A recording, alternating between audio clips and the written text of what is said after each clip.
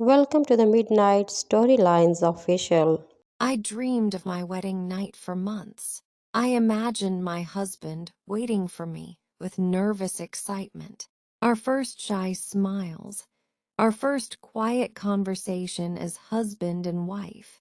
I imagined the warmth of a new beginning, the comfort of knowing I finally belonged somewhere.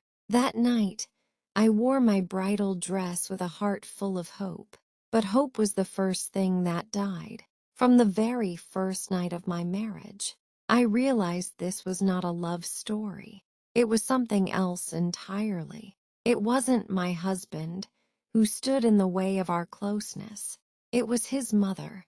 On the night that was meant to be ours, she calmly told him that I would sleep in her room. He didn't argue. He didn't question her. He simply obeyed and walked away, leaving me standing there with a heart that didn't understand what had just happened. I told myself it was only for one night.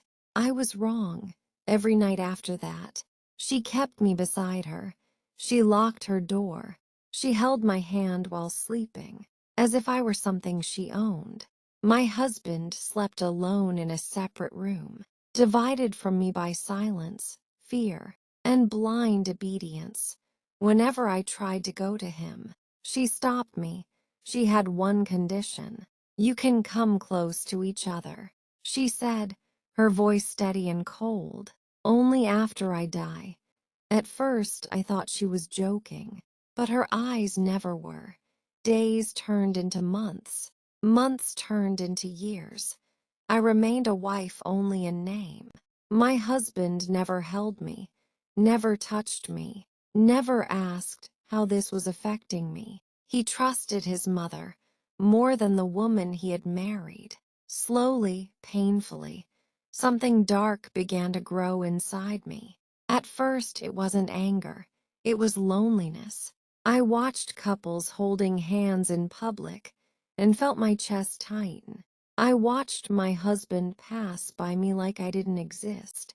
And every night, I lay beside a woman who controlled my life with quiet cruelty. That was when forbidden thoughts entered my mind.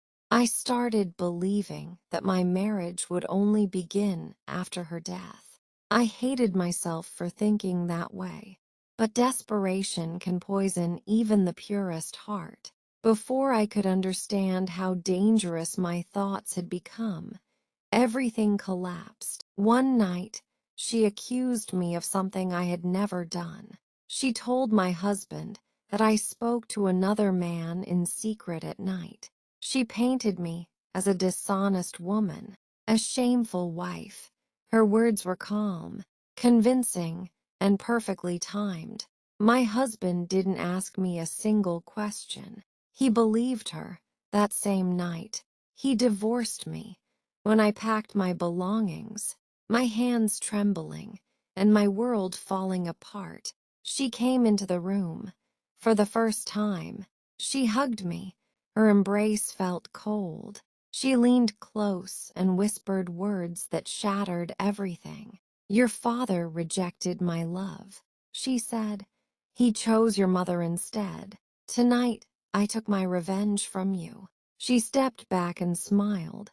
A slow, cruel smile. As I walked out of that house, I realized I hadn't just lost my marriage. I had become part of a revenge story written long before I was born. A story of obsession, of jealousy, of a woman who destroyed another woman's life to heal her own broken past, and the man caught between us. He never even realized who the real enemy was. For more stories, don't forget to like, share, and subscribe. Midnight Storylines Official.